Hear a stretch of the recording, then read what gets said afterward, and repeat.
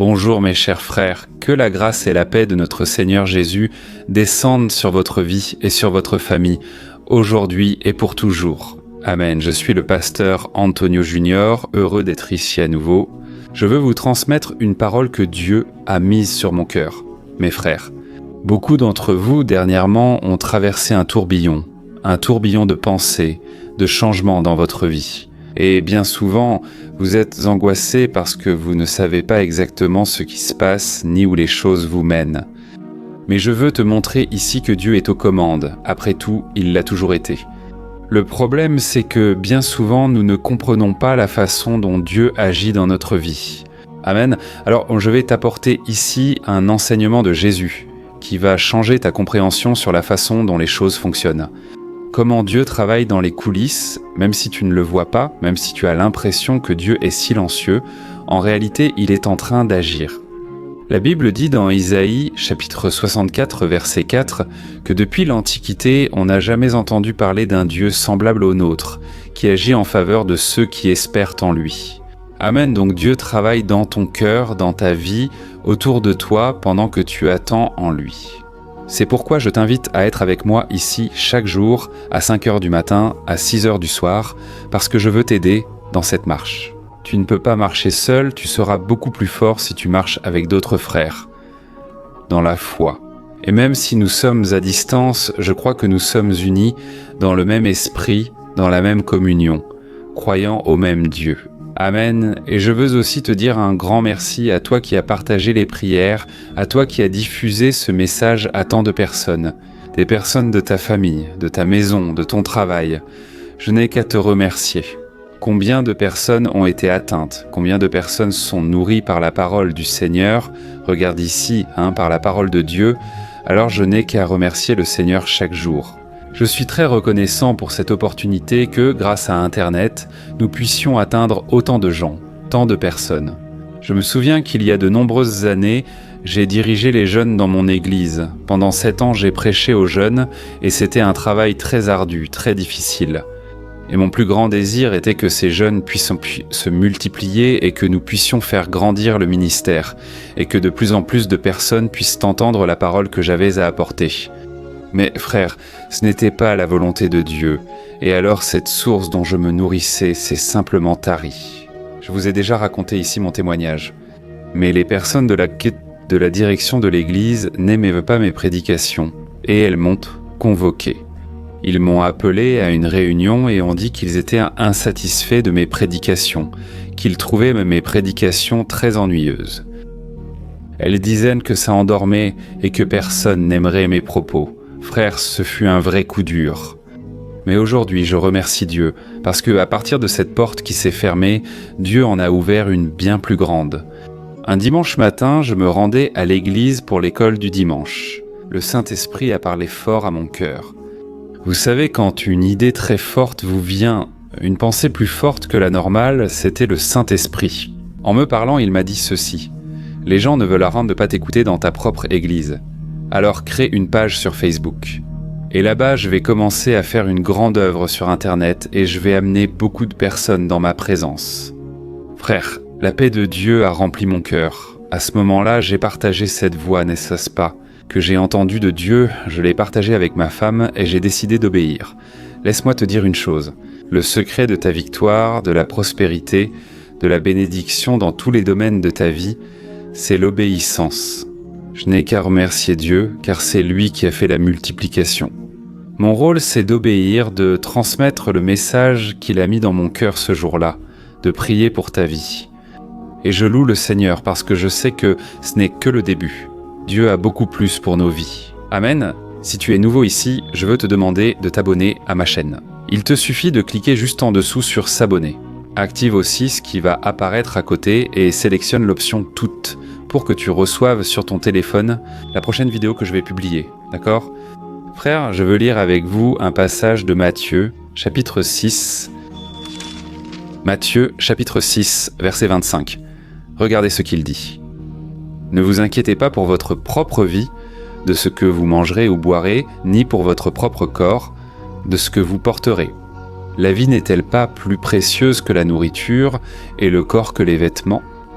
Observez les oiseaux du ciel. Ils ne sèment ni ne moissonnent, ils n'amassent rien dans des greniers, et pourtant le Père Céleste les nourrit. Laisse-moi te dire une chose, nous ne devons jamais oublier quelle est la source qui nous nourrit chaque jour. Cette source, c'est Dieu. Amen. Mais il y a une chose que j'ai apprise au fil de ces années, frère, c'est que bien souvent Dieu utilise des personnes pour nous bénir. C'est comme si ces personnes étaient un robinet qui nous apporte la source qui vient de Dieu lui-même. Amen. Et toi, tu crois à cela, que Dieu utilise des personnes pour nous bénir, pour nous soutenir, même pour un bref instant? Il y a des personnes qui m'écoutent ici, qui sont soutenues par leurs parents. Elles sont soutenues grâce à un emploi qu'elles ont, grâce à une somme d'argent qui leur parvient chaque mois. Alors frère, c'est une jante, c'est une bénédiction de Dieu et nous devons être reconnaissants. Nous devons rendre à ces personnes qui sont des bénédictions dans notre vie. N'est-ce pas? Grâce à Dieu, frère, ici dans le ministère, nous avons aidé des dizaines. Je dis bien des dizaines, parce qu'il y a plus de 10 institutions que nous avons aidées. Sans parler des pasteurs et des missionnaires qui accomplissent l'œuvre de Dieu. Alors, grâce à votre contribution, ici en bas de la vidéo, il y a un bouton « Devenir membre ». Et grâce à Dieu, nous avons réussi à aider des centaines, des milliers de personnes qui bénéficient de ces institutions. Dieu utilise des personnes et veut aussi vous employer pour sauver de nombreuses vies. La Bible dit que le généreux prospérera et que celui qui soulage les autres recevra aussi du soulagement. Alors, l'un des principes pour prospérer, c'est d'être généreux avec les autres. C'est de déborder dans la vie des autres ce que Dieu fait dans votre propre vie. Amen. Un exemple clair est celui de José. La Bible dit qu'il a prospéré et que Dieu a utilisé le pharaon dans sa vie. Parce que José est devenu gouverneur de l'Égypte et il a réussi à sauver sa famille de la famine. Dieu a accompli une œuvre à travers José, de sorte qu'il était soutenu par le pharaon et, avec lui, il a pu subvenir aux besoins de sa famille. Et tant d'autres personnes. Et aussi les générations issues de ses frères, puis les petits-enfants sont venus, et Dieu a continué à bénir. La Bible dit, mes frères, dans l'Exode, chapitre 1, verset 8, qu'ensuite un nouveau pharaon, un nouveau roi, est venu sur l'Égypte. Et ce roi ne savait rien sur Joseph. Peut-être que la Bible dit qu'il ne savait rien sur Joseph parce qu'il voulait simplement ignorer le roi, les actions de Joseph. Mais la vérité, c'est que les descendants de Joseph buvèrent à cette source. Ils étaient rassasiés, nourris, pourvus, et soudainement, cette source s'est tarie. Parce que ce nouveau roi sur l'Égypte, il a décidé d'asservir tous les Hébreux, il a simplement coupé tout lien qu'il avait avec les Hébreux, et il a commencé à maltraiter ces personnes. Et soudainement, les personnes qui bénéficiaient d'une bénédiction sont devenues des esclaves, frères. Cela apparaît clairement à plusieurs reprises dans la parole de Dieu. Très souvent, il semble que la source se tarit, il semble que la personne était auparavant pourvue, et soudainement tout cela prend fin. Et tout cela pour nous montrer que notre source doit être uniquement Dieu. Amen. Et nous voyons un exemple dans la vie du prophète Élie. Élie a dû se cacher près d'un ruisseau à cause d'Achab, à cause de Jézabel, qui menaçait les prophètes de Dieu. Quand il s'est réfugié, quand il a obéi à Dieu. La Bible dit que les corbeaux venaient le nourrir chaque jour. Ces corbeaux qui se nourrissaient de viande. Dieu a accompli un miracle. Pourquoi? Ils transportaient de la viande dans leur bec sans la manger. Et alors il était rassasié et comment buvait-il de l'eau? Il buvait l'eau du ruisseau de Kérith. Mais la Bible dit que soudainement, comme il ne pleuvait pas, ce ruisseau a commencé à s'assécher. Et quand il a commencé à s'assécher, Dieu a alors donné une direction à Élie. Il devait marcher. Et alors il est arrivé chez une veuve. Et maintenant, le robinet, c'était la veuve. Dieu utilisait la veuve, qui était une femme pauvre, mais à travers elle, c'était venu l'abondance et elle a pu rassasier la vie d'Élie. Frère, Dieu peut utiliser des personnes de temps en temps dans notre vie. Amen. Il n'y a rien de mal à dépendre d'une aide, peut-être que tu m'écoutes et que tu traverses une difficulté. Ce n'est absolument pas une raison d'avoir honte.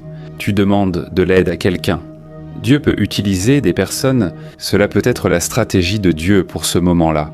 Mais très souvent, Dieu va aussi retirer ces personnes de ton chemin pour te montrer que la source doit être lui, seulement lui. Beaucoup se frustrent ici car elles deviennent dépendantes des autres. Laisse-moi te dire une chose, les gens peuvent te bénir de nombreuses façons, mais ils ne peuvent jamais être ta source. Amen, nous voyons aussi un exemple dans la Bible où Dieu a envoyé la manne. C'était une nourriture spirituelle, en fait, une nourriture physique qui descendait du ciel et nourrissait les gens au milieu du désert. Ainsi, vous qui êtes venus aujourd'hui, pouvez être dans le désert. Il peut sembler que la source va complètement s'assécher, que vous allez mourir de faim, mais Dieu ne laissera pas cela arriver. Amen, la Bible dit. J'ai été jeune et maintenant je suis vieux, mais je n'ai jamais vu un enfant de Dieu mendier son pain. Ô frères, Dieu pourvoit à nos besoins. Vous vous rappelez le verset que j'ai lu au début ? Le Père Céleste nourrit les oiseaux du ciel. Elle ne moissonne pas, elle n'amasse pas dans des greniers, mais de façon miraculeuse, surnaturelle, Dieu nourrit les petits oiseaux, imaginez-vous. Et Jésus continue en disant « Vous n'avez pas beaucoup plus de valeur que les petits oiseaux ». Donc ne vous inquiétez pas pour votre vie, c'est pour ce que vous allez manger, pour ce que vous allez boire, pour ce que vous allez porter. Ne vous inquiétez pas. Dieu veillera sur vous, gloire à Dieu. Prions maintenant. Je me rappelle aussi un autre exemple. La Bible donne plusieurs exemples, n'est-ce pas ? Mais il y a un exemple où Jésus, à un certain moment, les pharisiens lui demandaient de payer les impôts. Il disait « Tu es citoyen, paye les impôts ». Jésus était le fils du propriétaire du monde, n'est-ce pas ? Jésus est le propriétaire du monde. Il n'avait pas à payer d'impôts, mais il a dit « Je vais le faire ». Alors il s'adresse à Pierre et dit « Pierre, tu vas pêcher un poisson. Quand tu attraperas le premier poisson, tu ouvriras sa bouche et il y aura une pièce à l'intérieur. Tu me l'apporteras parce que je vais la donner comme un pot. » Je trouve cet épisode intéressant parce que Jésus aurait pu appeler un de ses disciples, un de ses suiveurs, qui avait une bonne situation financière, n'est-ce pas ? Jésus aurait pu appeler un homme riche pour l'aider. « Hé, aide-moi à payer l'impôt. » Mais non. Le Christ voulait que Pierre passe par cette expérience, que Pierre comprenne que la source, c'est le Seigneur, que c'est Dieu qui pourvoit dans notre vie. Pierre devait passer par cette expérience pour qu'il ne dépende jamais de rien. Il pourrait même être soutenu par un poisson, mais celui qui donnerait cette provision serait Dieu lui-même. Amen, as-tu compris ce message ? À partir d'aujourd'hui, tu vas avoir plus confiance que Dieu ne te laissera manquer de rien. Alors écris ici dans les commentaires « Le Seigneur est mon berger, je ne manquerai de rien ». Cela encouragera d'autres personnes et toi-même à croire que rien ne te manquera. Dieu ouvrira des portes inattendues. Oh mon frère, où tu vas, si tu obéis à la parole du Seigneur, si tu as confiance, tu sortiras de ce désert et des sources jailliront dans ta vie. Le problème, mes frères, c'est que bien souvent nous faisons que nous plaindre en ne regardant que les circonstances. Mais j'ai déjà appris une leçon. Plus je remercie Dieu pour tout ce qu'il a déjà fait, pour ce jour, pour tout ce qu'il fait, plus je suis enclin à sortir rapidement du désert. Mais Dieu va répandre des bénédictions, car la Bible dit que la volonté du Seigneur est que nous rendions grâce en toutes circonstances. Amen, gloire à Dieu. Alors maintenant, nous allons prier. Je vais prendre ici l'huile d'onction et nous allons le faire. La prière de la foi est la prière où tu crois que Dieu est ton protecteur. Dieu est celui qui pourvoit à tous tes besoins en Christ Jésus. C'est ce que la parole de Dieu dit. Peu importe ta difficulté, ta situation, la puissance de Dieu va entrer en action maintenant. Alléluia. Si tu peux, laisse ici ensuite ta demande de prière et à la fin, partage. Tu peux sauver une vie. Envoie sur WhatsApp, sélectionne les petites photos des personnes, d'accord ? À qui vas-tu envoyer ? Et écris un petit message. Dieu a touché mon cœur pour t'envoyer cette prière aujourd'hui. Cela va fortifier et attendrir, toucher beaucoup de cœurs. Aujourd'hui, Amen, ferme les yeux alors, et je veux demander à Dieu pour ta vie, gloire à Dieu. Seigneur, mon Dieu et mon Père, je veux te remercier pour ce moment. Je veux te louer, Seigneur, car jusqu'ici tu nous as soutenus. Merci pour l'air que nous respirons, merci pour notre santé, comme tu es bon, mon Père. Ta parole dit que la bonté et la miséricorde nous accompagneront tous les jours de notre vie. Et ta parole dit aussi que si ce n'était pas pour les miséricordes du Seigneur, qui se renouvellent chaque matin, nous serions consumés. Ô mon Dieu, merci pour ta grâce et ta miséricorde. Et en ce moment, j'étends mes mains par la foi, demandant des bénédictions sur ton peuple. Seigneur, il y a des personnes en ce moment, mon Père, qui se sentent tellement coupables, parce qu'elles sont faillibles, elles sont pécheresses, elles ne se sentent pas dignes de recevoir quoi que ce soit qui vienne d'en haut. Mais ta parole dit, Seigneur, que tout don parfait, tout cadeau vient du Seigneur. Ce n'est pas par notre mérite, mais c'est par ce que Jésus a fait pour nous sur cette croix. Et c'est pourquoi je te demande, mon Père, que la plus grande bénédiction de toutes nous parvienne, le salut, la vie éternelle par le sang de Jésus. Nous sommes ici, mon Père, pour affirmer que Jésus-Christ est le Seigneur et Sauveur Jésus. Tu as toi-même dit que sans toi nous ne pouvons rien faire, c'est pourquoi nous sommes ici, en déclarant mon Père, en disant que nous sommes complètement dépendants de toi, nous avons besoin de toi. Nous te remercions, mon Père, pour tant de personnes qui nous ont déjà bénis à plusieurs moments de notre vie. Il y a des personnes ici aujourd'hui qui sont reconnaissantes parce qu'une porte d'emploi s'est ouverte, parce qu'elles travaillent, parce qu'elles ont signé un contrat. Mais en même temps, nous te louons parce que c'est toi, Seigneur, qui pourvois à nos besoins. Seigneur, tu peux utiliser des personnes pour nous bénir de diverses façons. Nous reconnaissons que tout vient de toi et nous sommes reconnaissants, mon Père. Je te demande aussi, Seigneur, pour ceux dans le désert qui ont tant besoin d'un miracle. Ô Jésus, fais l'œuvre, Seigneur, ouvre des portes d'emploi. Fais que ça marche, Père, que la provision vienne dans cette maison, que ce père de famille puisse mettre de la nourriture sur la table, que cette famille puisse payer toutes les factures, ô mon Dieu. Même cette personne qui dépend aujourd'hui de ses parents pour subvenir à ses besoins, Jésus, fais que cette personne travaille, qu'elle prospère. Ô mon Dieu, nous voulons rompre les cycles de misère dans notre famille et notre vie. Ô Dieu, que la bénédiction, que la prospérité viennent sur nous et que ton nom soit glorifié, car cette parole a profondément touché nos cœurs.